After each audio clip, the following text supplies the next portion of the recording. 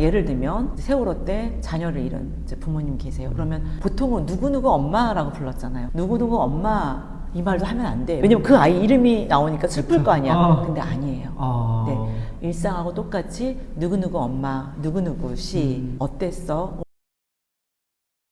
트라우마의 김선현 저자님 모셨습니다. 반갑습니다. 네, 안녕하세요. 소개 한번 부탁드릴게요. 네, 안녕하세요. 지금 현재 제주대학교에 재직 중이고요. 세계미술치료 학회장, 또 미술을 통해서 다양한 치료 활동을 하고 있습니다.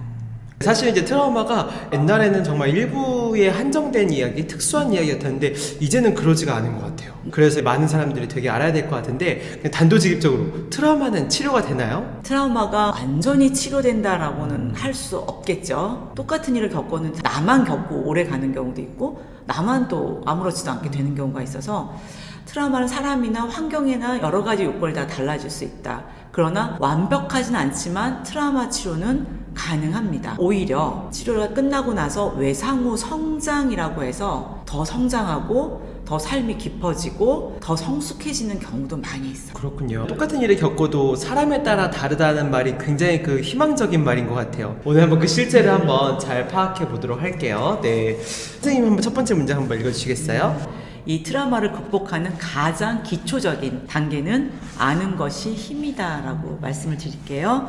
트라우마 피해자들이 어떤 증상을 나타내며 어려움을 겪는지를 아는 것이 매우 중요합니다. 왜냐하면 트라우마 피해자들에게 나타나는 증상을 알고 있으면 이들이 겪는 문제와 어려움을 전제로 이해하고 이들에 대한 치료 계획을 세우는데 효과적입니다.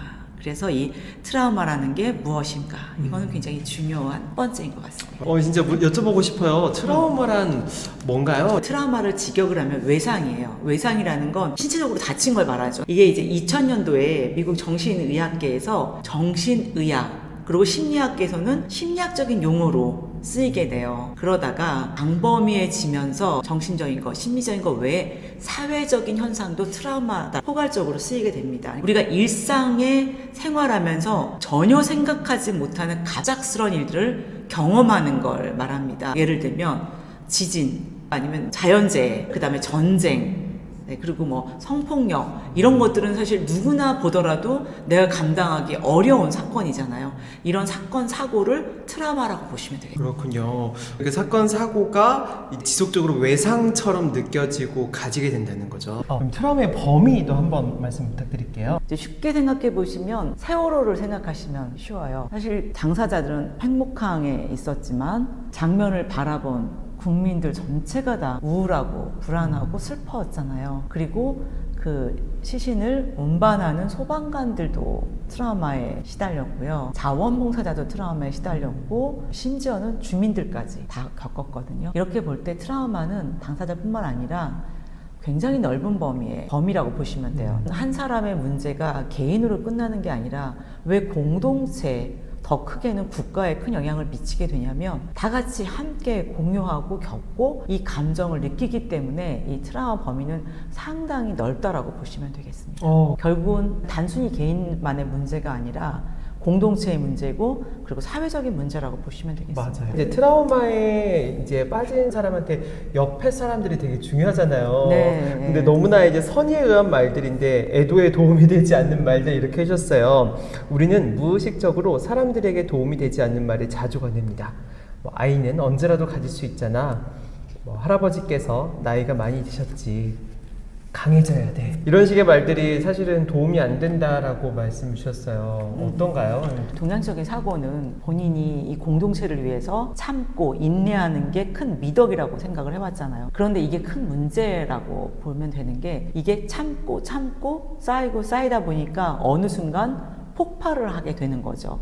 이런 감정들이 쌓이다 보니까 우리나라에만 있는 화병이 있고요. 더 나아가서 한국 사회가 화해 사회라고 해요. 이게 뭐냐면 그때 표현하지 못하고 발현하지 못했기 때문에 이런 게 현상으로 나타나는 거거든요. 또 사람을 이게 치유하고 좋은 말을 건네는 게 익숙하지 않은 거예요.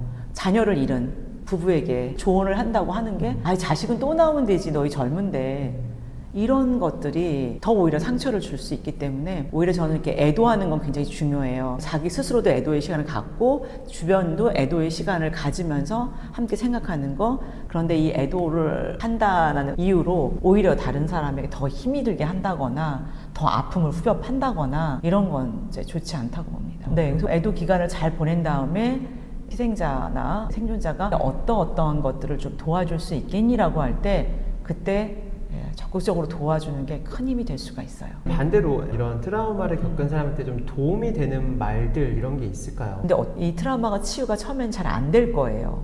트라우마를 겪은 사람들의 특징을 보게 되면 우울하고 불안하고 외부에서 어떤 자극을 줘도 그냥 자극에 반응하지 않아요. 또 죄의식이 있어요. 내가 조금 더 잘 살았으면, 내가 조금 더 이제 여러 가지 조치를 했으면 이런 일을 당하지 않았을 텐데 라든가 뭐 여러 가지 계속해서 죄책감이 들겠죠. 그러다 보니까 애도하는 게 잘 들리지도 않고 오히려 분노를 가질 수도 있어요. 그런데 시간이 어느 정도 지난 다음에 나는 어떻게 너를 도와야 될지 모르겠어.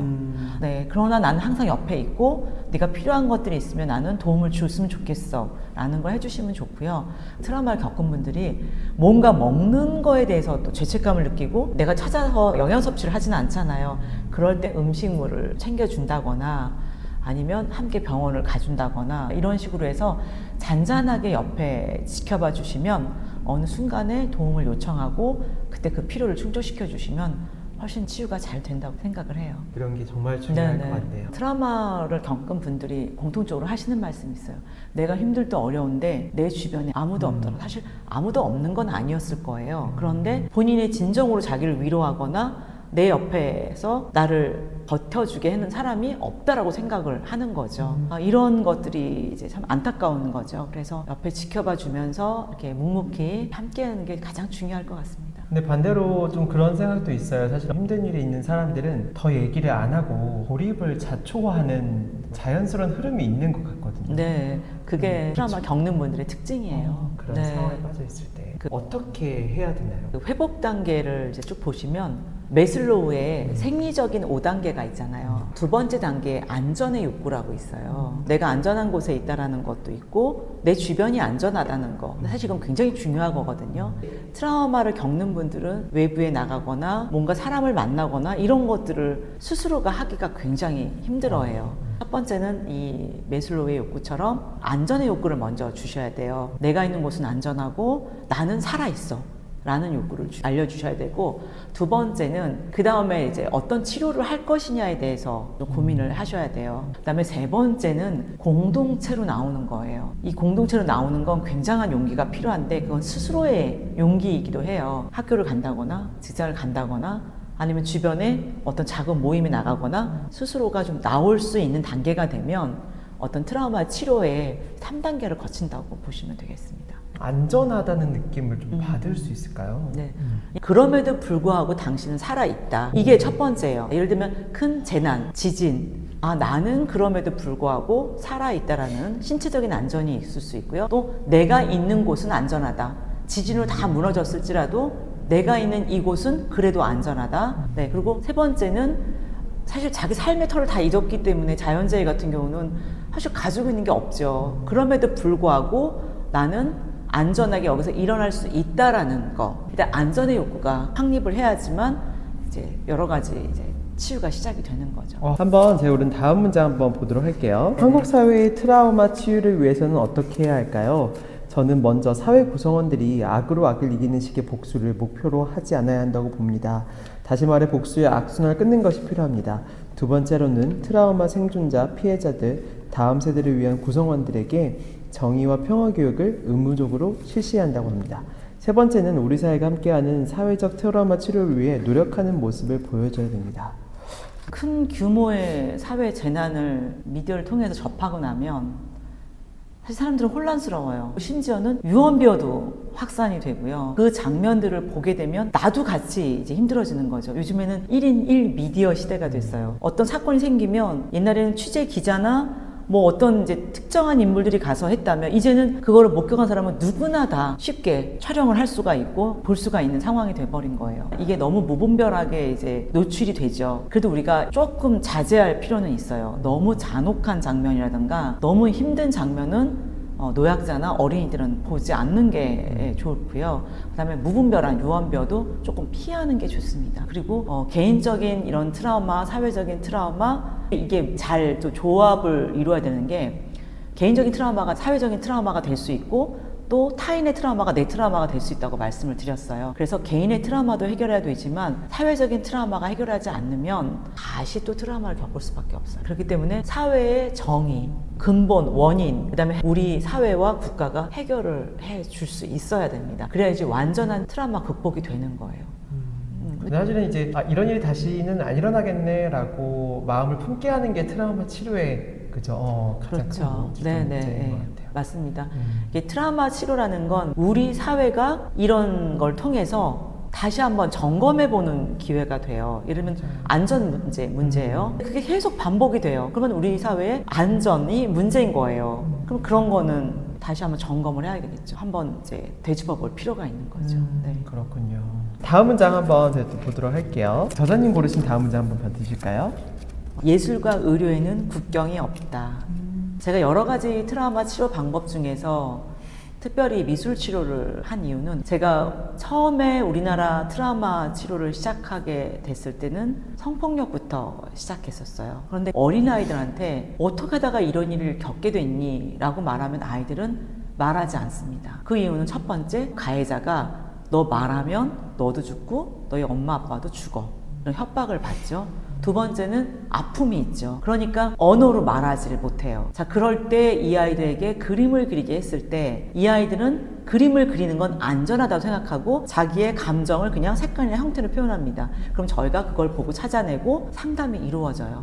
그래서 좀 효과적이라는 걸 말씀을 드립니다. 그리고 미술은 굳이 언어를 사용하지 않아도 돼요. 그냥 침묵하는 가운데, 우울한 가운데 그림을 그려도 되고, 또 하나는 외국에 제가 이제 9.11 테러 때 이제 그 이후에 트라우마 환자를 보면서 그들을 보고 느꼈던 게, 내가 국내뿐만 아니라 다른 나라의 트라우마의 피해자를 치료해야겠다 해서 이제 국경을 초월하기 시작을 했어요. 그래서 일본, 동일본 대지진, 중국 스촨성, 이렇게 세계적으로 엄청난 사건 사고에 갔을 때 제가 모든 나라의 언어를 말할 수는 없어요. 근데 그림이라는 건 언어가 특별히 필요하지 않다는 거예요. 언어도 필요 없이 이들의 아픔을 표현하고 치료할 수 있었다는 게 이 미술 치료를 통해서 본 효과고요. 그 다음에 의사들도 마찬가지잖아요. 굳이 의료를 설명하지 않아도 국경을 초월해서 우리가 사람을 살리는 일을 하는 거라서, 저는 이제 예술과 의료는 국경이 없다라고 책에 적어놨습니다. 네네. 그러네요. 이걸 표현하는 것 자체가 치유의 효과가 있는 거네요. 네, 맞습니다. 그 많은 분들이 자꾸 얘기를 꺼내게 되면 더 생각이 나고 더 상처받고 잔인한 거 아니냐, 그냥 묵혀두는 게 낫지 않아? 라고 하는데, 많은 연구와 또 많은 트라우마 전문가는 얘기합니다. 표현해야 된다. 예를 들면 세월호 때 자녀를 잃은 이제 부모님 계세요. 그러면 보통은 누구누구 엄마라고 불렀잖아요. 누구누구 엄마, 이 말도 하면 안 돼요. 왜냐면 그 아이 이름이 나오니까 슬플 거 아니야. 근데 아니에요. 네. 일상하고 똑같이 누구누구 엄마, 누구누구 씨 어땠어? 말하고 싶어 해요. 트라우마 경험을 한 사람들은 얘기하고 싶어 해요. 들어주셔야 돼요. 그리고 자꾸 표현해야 되고 정확히 기억을 해야 돼요. 더 나아가서는 국가에서는 기록을 해서 남겨두어야 돼요. 왜 그러냐면 기억이라는 건 한계가 있어서 나이가 들면 들수록 이 기억은 흐려지고 세월이 지나게 되면 이렇게 질병으로 이제 가게 되죠. 그러다 보면은 이게 정확하지 않을 수도 있어요. 그래서 그 기억을 그림으로 자꾸 표현을 하고 기억을 기록을 해두고, 이런 연구가 이루어져야지만 다시 재발하지 않고 또 치료가 이루어질 수 있어요. 더 많이 표현하게 하고, 울고 싶거나 울면 울게 하셔야 돼요. 이게 그 마음속에서 곱는 게 제일 큰 문제네요. 맞습니다. 오늘 고르신 문장 한번 보도록 할까요? 트라우마 최고의 치유자는 바로 나. 트라우마 최고의 치유자는 그 누구도 아닌 바로 나 자신입니다. 나에게 가장 좋고 좋지 않은 것을 아는 사람도 바로 나라는 것을 기억하시기 바랍니다. 김구 선생님 인생론에 이런 말이 있어요. 상처를 받을 것인지 말 것인지 내가 결정한다. 또 상처를 키울 것인지 말 것인지도 내가 결정한다. 그 사람의 행동은 어쩔 수 없지만 반응은 언제나 내 몫이다. 이 말은 참 우리에게 도전이 되는 말이죠. 똑같은 사건, 사고를 경험했는데 어떤 사람은 큰 일로 인해서 인생이 송두리째 빼앗기고 일어나지 못하는 사람이 있는가 하면, 어떤 사람은 이거를 극복하고 일어나는 경우가 있어요. 자기 결핍이 오히려 더 성장을 하고 이걸 통해서 더 훌륭하게 되는 사람들이 있습니다. 긍정심리학 창시자인 이제 마틴 셀로만에 의하면 불행한 상황을 어떻게 자기가 받아들이냐에 따라서 결과는 굉장히 달라진다라는 거죠. 네. 그렇군요. 트라우마는 없다는 게 좋다라는 전제에서 보면은 좀 어떤 사람이 트라우마까지 안 가고 잘 승화시키는 것 같아요. 그 연구가 많이 되어 있어요. 똑같이 전쟁에서 생존하고 왔는데 어떤 사람들은 계속 트라우마로 평생을 보냈느냐, 어떤 집단은 이거를 극복하고 오히려 더 성장하고 이제 인생을 더 이제 깊이 있게 생각하느냐 봤더니 여러 가지 자원이 있대요. 첫 번째 가장 기본적인 건 내가 긍정적인 마음을 갖고 있는 사람이에요. 그 다음에 주변에 지지해 줄 수 있는 사람들이 많다. 그 다음에 학력 수준이 좀 높았다. 그 다음에 경제적인 수준도 높았다. 이런 여러 자원들이 그 사람을 일으켜 주었던 큰 힘이 됐다라는 거예요. 근데 쭉 지켜보면 어떤 사건을 경험했는데 아무도 없이 홀로 겪어야 되는 사람과 주변에 많은 지인들이 있고 또 그 학력 수준이 높다는 건 내가 공부를 하면서 여러 가지 상황들을 판단하고 경험하고 책을 통해서 익힌 이런 어떤 지식들이 있을 거 아니에요. 그러니까 대처 방법이 조금 달랐을 것 같다는 생각이 들고요. 경제적인 거라는 건 아무래도 그 사건에서 병원도 좀 빨리 갔을 거고 또 음식물 섭취라던가 주거 환경도 조금 좋을 수도 있었겠죠.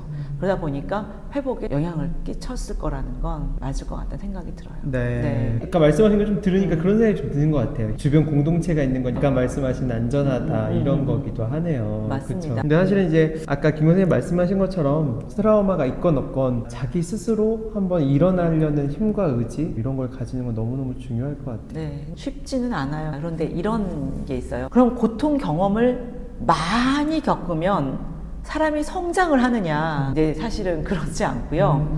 많이 겪어야 되는 게 아니라 이런 고통과 경험을 극복한 사람일수록 성장한다는 거예요. 네. 그리고 또 하나가 있습니다. 지금 행복하면 과거의 고통 경험이 사실 하나의 또 발판이 되기도 해요. 저희 공부하는 학생들이 여성이 좀 많아요. 그러다 보니까 저 누구랑 헤어졌어요. 실연의 아픔이 커서 저 다시는 연애하지 못할 거예요. 그래요. 근데 시간이 지나고 나면 교수님 헤어지길 잘했어요. 그건 뭐냐면 지금이 행복하다는 거예요. 내가 성장하고 내가 극복하고 내가 행복해야 다른 사람들을 도울 수 있고요. 그 다음에 과거의 아픈 것들이 나를 성장시키는 발판이 될 수가 있어요. 그래서 조금 이기적으로 살자라고 하는 말이 나의 아픔을 극복하려면 조금 더 내가 행복해져야 된다. 트라우마를 경험한 사람들은 10년, 20년이 지나도 마치 생생한 그 현장에 있는 것처럼 느껴져요. 근데 행복하고 지금 잘 극복한 사람들은 내 일상의 그런 것들이 그렇게 큰 걸림돌이 되지 않아요. 그런 경우는 이제 극복한 경우라고 보시면 될 것 같아요. 와. 사실 트라우마라고 꼭 말하지 않아도 우리는 누구나 다 트라우마가 있다고 말할 수 있는 게 누구나 결핍이 있어요. 그게 뭐 경제적인 걸 수도 있고 가족 문제일 수도 있고 모든 사람은 다 결핍이 있는데 이 결핍을 극복한 사람들을 우리가 위인이라고 부르잖아요. 위인 정기에 보면 다 그 아픔을 극복한 사람이거든요. 그래서 누구나 결핍은 있고 누구나 트라우마는 다 있다. 그러나 나의 삶을 그걸로 인해서 발목을 잡지 못하게 만드는 게 굉장히 중요해요. 좋습니다. 다음 문장 한번 이제 볼까요? 그 트라우마의 가장 안타까운 사례는 5.18 피해자들의 자살입니다. 이는 5.18 피해자들의 자살에서 더 분명히 드러납니다. 2019년 기준 확인된 5.18 민주화 운동 피해자 중 자살 피해자는 최소 46명에 이릅니다. 라고 했어요. 5.18 민주화 운동은 국가폭력의 대표적인 트라우마라고 보시면 될 것 같아요. 우리가 그 당시에 이제 미디어를 통해서 봤던 장면들이 아직도 각인이 되어 있을 거예요. 근데 우리는 이렇게 보지만 직접 경험한 사람들을 좀 생각해 보게 되면 많은 사람들이 체포가 됐죠. 그 다음에 빨갱이라는 낙인이 찍혔죠. 그리고 이들이 연좌제라고 해서 관련된 일을 한 사람들은 취업의 제한도 있었죠. 이렇게 하다 보니까 사람들의 삶이 아닌 거예요. 그러다가 처음에 이제 일상이 다 파괴됐는데 계속 괴롭고 힘들고 하니까 이제 자살을 하게 되죠. 1980년도에 당시에 가장 자살률이 많았고요. 그다음에 2000년대에 들어와서 갑자기 또 자살이 늘었어요. 그 공동체가 해체되는 시점이 바로 요 2000년도예요. 처음에는 이런 힘든 경험을 같이 한 사람들끼리 굉장히 똘똘똘 뭉치고 서로가 서로를 위로하고 했단 말이죠. 근데 2000년도 정도 됐을 때는 조금 더 해결되고 조금 사회적으로 문제가 안 되는 시기가 바로 그때예요. 그러니까 나를 이끌어줄 공동체가 없고 그걸로 인해서 자꾸 관심이 떨어지니까 나만 혼자 고립된 것 같고 계속 힘들어지는 거예요. 네, 그래서 공동체가 되게 중요한 거예요. 이 사회적인 관심을 갖는 거, 끊임없이 거기에 대해서 고민해 주는 거, 그다음에 이 사람들이 어떻게 지내는지를 계속 이렇게 살펴보는 이런 부분들이 중요한 거죠. 그렇군요. 네. 그러니까 사회적인 트라우마는 이런 사회의 행동과 주목과 이런 게 다 가족같이 느껴지는 것 같아요. 근데 사회가 관심을 안 가지면 가족한테 버림받은 느낌? 근데 좀 되게 슬프고 전망이 또 좋지는 않은 것 같아요. 공동체는 점점 더 해체되고 있으니까. 네, 맞습니다. 그렇죠. 네, 저희가 특히 코로나 이후에 정말 만 3년을 홀로 생활을 대부분 했잖아요. 홀로가 아니면 겨우 고작 가족인데 핵가족이라서 몇 명 안 되잖아요. 이러다 보니까 사람들이 더욱더 공동체라든가 또 공동체에 희생을 하거나 관심을 갖거나 하는 이제 모임들이 거의 없어졌어요. 그게 많이 없어져서 지금 더 힘든 상황이 된 것 같습니다. 그래서 이렇게 책을 보다 보니까 이제 청년 고독 트라우마 이런 것도 네, 맞습니다. 신종 트라우마 같아 되게 신선했거든요. 최근에 와서 고립 청년, 은둔형 청년이라고 그러죠. 예전에 이제 히키코모리라고 해서 일본에서 있던 현상이 우리나라에 근데 은둔형 외톨이 고립 청년이 벌써 57만 명에 가까워졌습니다. 근데 그게 코로나 이후에 더 안 나오는데 이유가 보니까 여성 같은 경우는 출산 이후에 우울증, 청년들 같은 경우 특히 남성들 같은 경우에는 취업으로 인한 좌절. 그리고 또 하나 있어요. 예전하고 다르게 방에 있으면 혼자 있어도 생활이 가능한 거예요. PC만 있으면 세상과 다 접할 수 있고 그냥 먹고 싶은 건 그냥 주문해서 먹으면 되고 그냥 일상이 혼자 있어도 가능하니까 나오지 않는 거죠. 이런 것들을 좀 우리 사회가 관심을 가져줘야 되는 것 같아요. 그다음에 청년들 중에서 보면은 미혼모라고 했던 한부모 청년, 혼자 홀로 양육을 책임져야 되는 사람들 다양한 것 같고요. 진짜 우리 사회가 트라우마에 빠지기 쉬운 아주 이런 사회로 접어들고 있기 때문에 사실 많은 관심이 필요한 거죠. 지금 말씀하신 신종 트라우마가 다 공동체 해체랑 완전 연결된 것 같아요. 네네. 그래서 제가 지금 이게 딱 읽어드려야 될 부분이 바로 그 부분이에요. 이 책에 소개한 트라우마는 집단적으로 보이면서도 개별적인 사건입니다. 나와 상관없는 트라우마라고 생각할 수도 있지만 우리 사회 구성원이 경험한 트라우마예요. 그렇기에 나와 상관없는 트라우마는 없습니다. 타인의 트라우마를 마주한다는 것은 곧 타인에 대해서 우리 사회에 대해서 이해하고 노력한다는 것과 같습니다. 타인의 트라우마는 바로 나의 트라우마고 미래에 내가 겪을 수 있는 트라우마입니다. 저는 우리 안의 트라우마를 제대로 마주하는 것, 그것에서부터 너와 나 그리고 공동체의 트라우마 치유가 시작된다라고 봅니다. 트라우마에 있는 사람을 그냥 단순 위로하는 게 아니라 진짜 저 문제가 언젠간 내 문제가 될 수도 있다. 우리의 문제다라는 생각이나 마음을 가지는 것만으로도 엄청 위로가 되고 있죠. 그럼요. 그런 생각을 가지면 사회는 변화하죠. 이런 생각을 갖는다는 건 공감할 수 있다는 거거든요. 이 공감, 이 소통이 결국은 나에게도 같은 영향을 미치기 때문에 우리 사회가 지금 소통이 잘 되지 않고 공감하지 못하는 사회가 됐잖아요. 네, 그래서 정말 중요한 건 소통과 공감이라고 생각이 들어요. 좋습니다. 마지막 제가 읽어드릴 부분은 상처 입은 치유자라는 용어가 있습니다. 치유자 중 최고의 치유자는 상처를 입은 경험이 있는 사람이라는 뜻입니다. 자기가 치유를 받았던 경험을 통해 최고의 치유자가 된다는 뜻입니다. 내가 모든 질병을 다 경험할 수는 없어요. 그러나 내가 그 질병을 경험하고 나면 내가 더 큰 도움을 줄 수 있는 것처럼 우리의 트라우마가 결국은 다른 사람의 트라우마와 상처를 치유해 줄 수 있는 진정한 치유자로서의 삶이라고 보거든요. 그래서 저는 우리 사회가 내가 치유받았으면 다른 사람을 치유해 줄 수 있는 이런 공동체가 됐으면 좋겠고요. 그 다음에 가장 이 책의 또 어쩌면 핵심이에요. 모든 상처가 눈에 보이는 것은 아니다. 그래서 보이지 않는 상처도 굉장히 중요 생각을 합니다. 근데 저희 모두는 다 상처 입은 치유자인 것 같아요.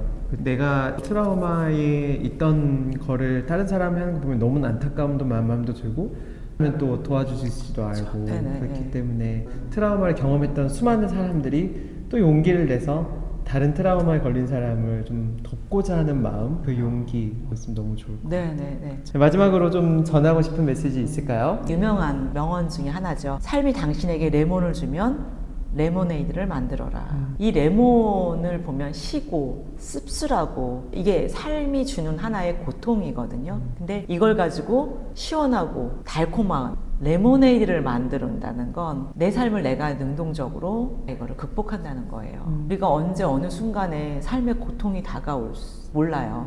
네, 우리가 그때마다 이 시고 씁쓸한 이 레몬을 레모네이드로 만드는 이런 작업을 하는 게 굉장히 중요하다고 봅니다. 네. 오늘 진짜 이 사회에 너무나 필요한 트라우마 이야기 정말 이렇게 용기 있게 또 전달해 주셔서 너무나 감사하고 이 메시지로 세상이 또 치유됐으면 좋겠습니다. 감사합니다.